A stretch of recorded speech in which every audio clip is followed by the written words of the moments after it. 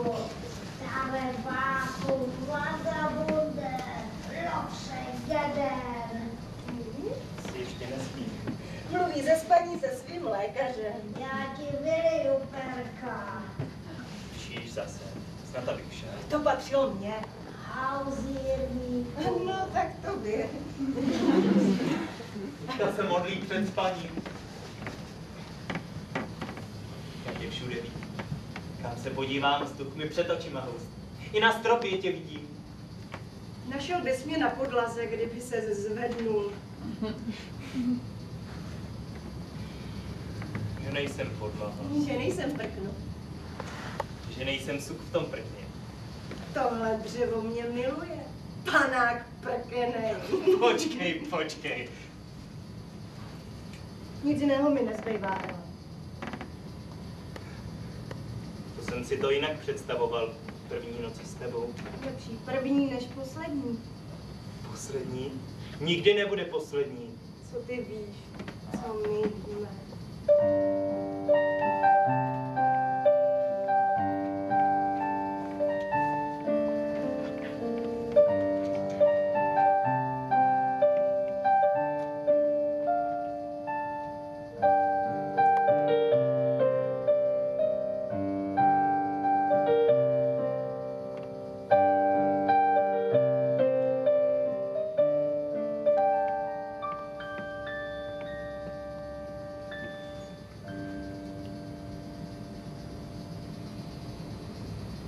Měla jsi pravdu, Elo.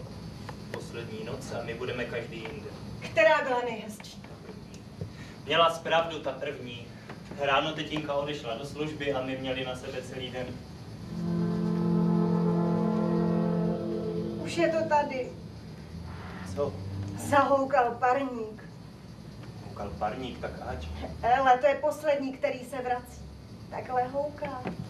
Nepřipomněl ti čas, že ses tak zavrtne. A co? Co jsi chtěl říct? Už nevím. Byl to určitě on. Slyšíš? Zase. Co jsi chtěl říct? No, už jsem sticha. Prosím tě o to.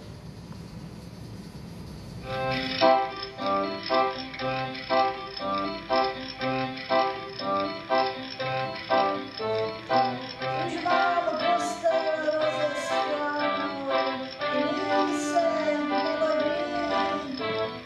Stěna, co tu nezůstanou, lehám v posteli rozesklanou.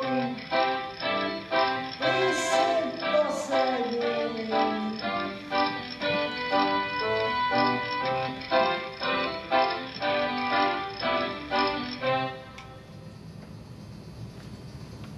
Zpívej, teti, zpívej. Já to neznám. A kdo to zná? Kdo to zná? Kdo? Dítě. Abych zapomněla. Abych na to pořád nemuselo myslet. Pojď zas počítat. Pojď. Sladká matematika. Než se naděješ, máš 1000. Celý 1000. A vypadá to tak nadějně. Byla jednou malá Ela.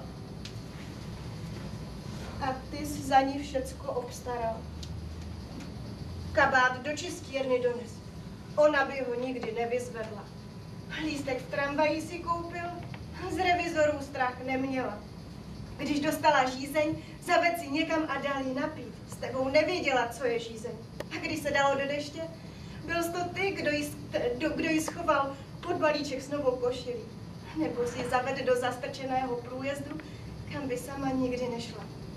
A byl jsi to ty, kdo jí lásky plně tlačil lopatky k vlhký zdi, když si opírala tvoje čelo o svoje čelo.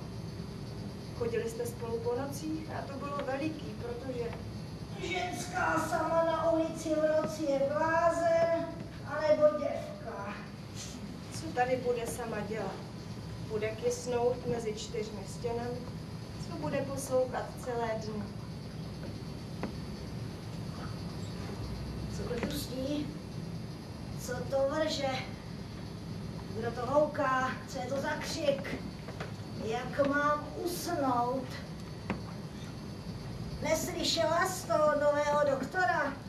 Nevíš, že mi předepsal přísný klid? Jak si mám zas postavit na nohy? Co je tohle? Co ten průvan? Nevíš, že průvan je to nejhorší, co může potkat na smrt chorého člověka? Kde mám brýle? Co spila? Kde je ta láhev? Kam si ji přede mnou schovala? Proč za mnou nikoho nepouštíš? Proč nikomu neotevřeš? Kde jsou všichni? Co až je omrzí stát pořád za dveřmi? Kdo sem přijde? Co mi kdo přinese? Slyšíš? Kam zmizela má fotografie? Ta, co jsem na ní na svatbě s Jenečkem, s těmi copy. Tady visela. Kde je?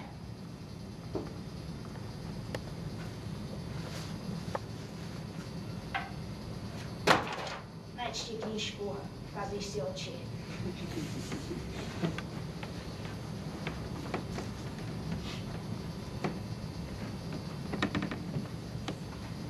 Stejně v knížkách nic není.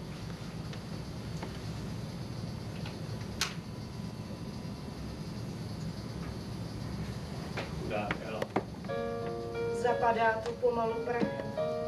Lidi na ní zapomenou a vouci opředou, oprejská tu a vyšisí.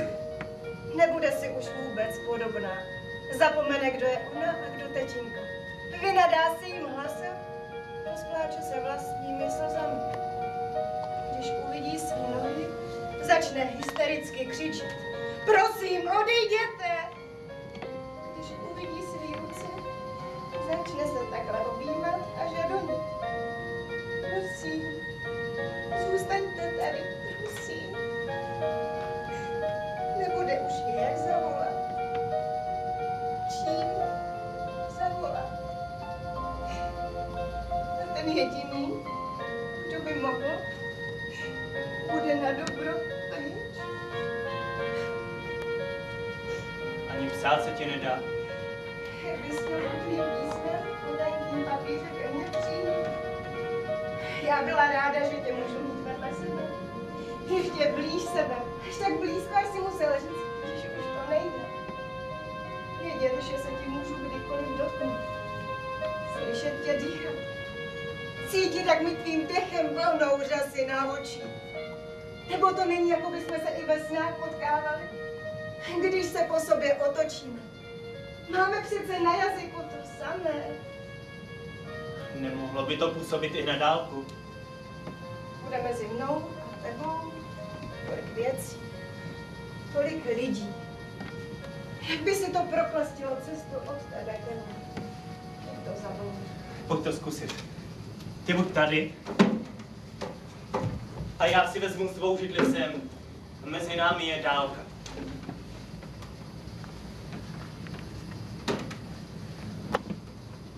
Tolik věcí, tolik věcí. Když si řekneme, že na sebe budeme každý den v určitou hodinu myslet. Kolik? Poledne. Třídlené, to by mi zaskočilo. Tak ráno v 9. To bych zaspala. A taky mi chvíli trvá, než se proberu. 3:30 odpoledne. To mi nic neříká. Je to takový neutrální čas. Jak se my dva můžeme scházet v neutrálním čase? Úplně jsme to zošklili. Tak o půlnoci. Tak to tady ještě nebylo. Stejně to bude jen rozhovor našich duchů. A když se mi bude chtít spát? Strašně, ale strašně spát. Něco se musí vydržet. Musím vydržet, že tě tady celé dny nebudu mít. A teď ještě tohle, probdít kvůli tomu noc, to nejhezčí z noci. Aby se to podařilo, aby jeden z nás neusnul, musíme tím víc jeden na druhého myslet. Nejlepší mít po ruce špendlík, co? Dobře. Je za 5 minut 12. Smí se u toho být v posteli nebo na židli. Kde se ti spíš vybavím? No, přes židli se mi toho moc nevybaví. Přes židli mám na tebe málo vzpomínek. Jak si to přijde, že s tebou chvíli neposedí? Nebudeme nikdy hotoví. Co tě doopravdy napadne? Miláčku, předem mého dopisu přijmi srdečný pozdrav a stálou vzpomínku. Schválně začínám banálně, abych se chytla. Nemůžu spát, všude tě vidím, ty upíre. Už jsem tak pošetilá, že jsem dokonce začala běhat se smetáčkem kolem gauče.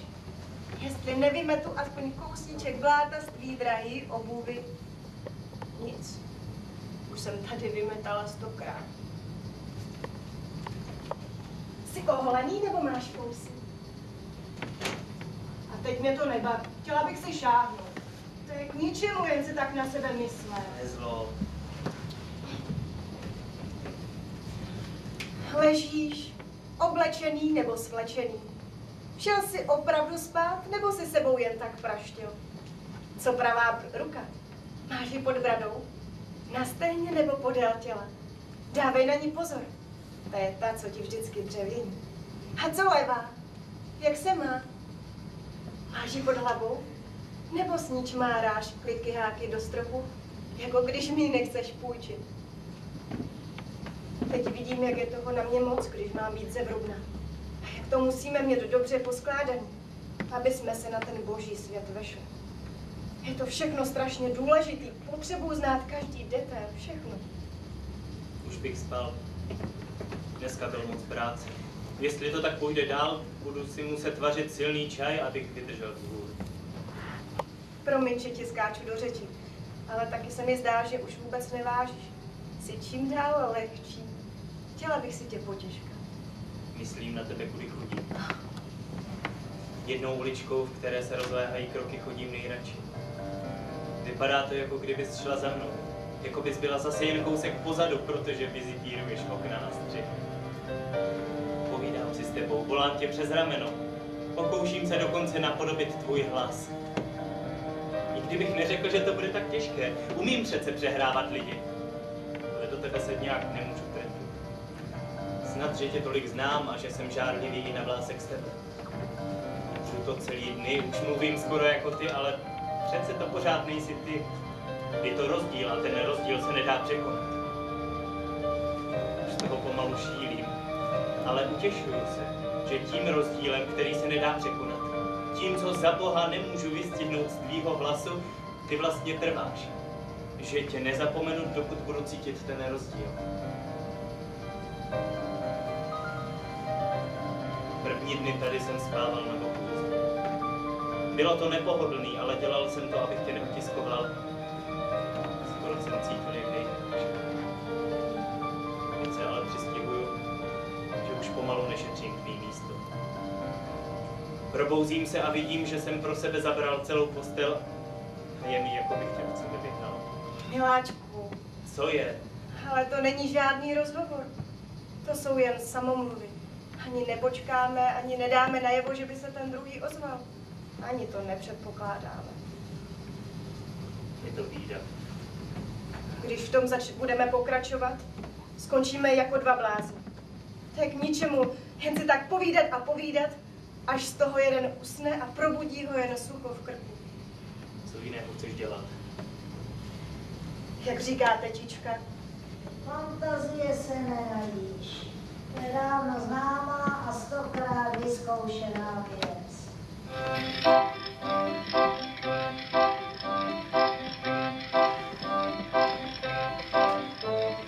Na tebe se upínají tělo mé a oči mé. Naposledy se tě ptají, čeho se mé ruce nají. Tělo mé a oči mé.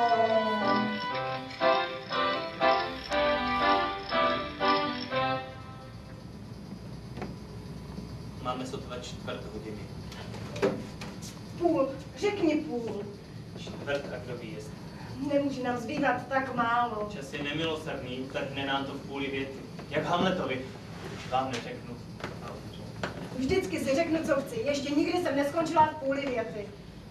Ty ne, to je pravda, ty ne. A že mě chtěla tolikrát zarazit. Smrt.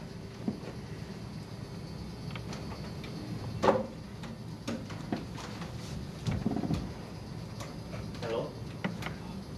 Helo! Už jdu?